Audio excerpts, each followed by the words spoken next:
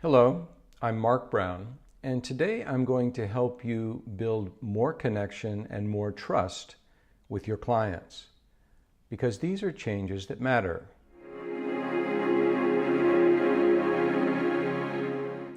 So how can you build a better personal connection? How can you build more trust with your internal or external clients?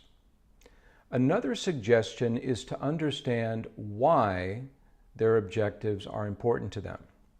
Now, in a prior discussion, I suggested that you explore their objectives. What are their objectives in the business? What are they trying to achieve?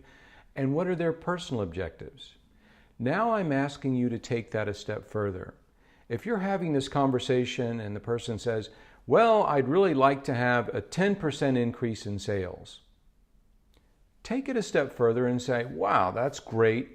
What would that look like for you? What would that do for the business? What would that do for your career? Why 10%? Is that a random number, or what's behind that? Take it a step deeper and explore. If they tell you they'd like to increase market share in a certain region, ask another question.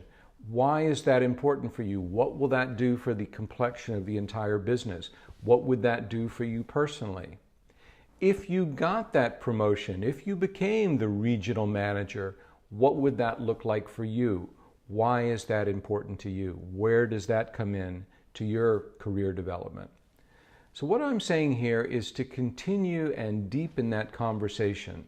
They talk about their goals and objectives. Don't just say, oh, that's nice, and move on.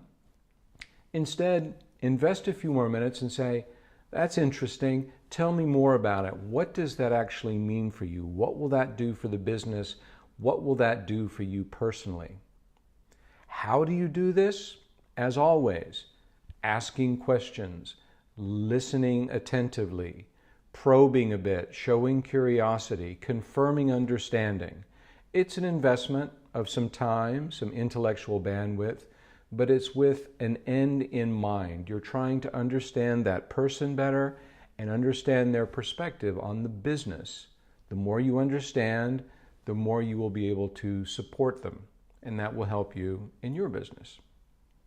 So wrapping up here, the tip is to make an effort to understand why those objectives are important to them.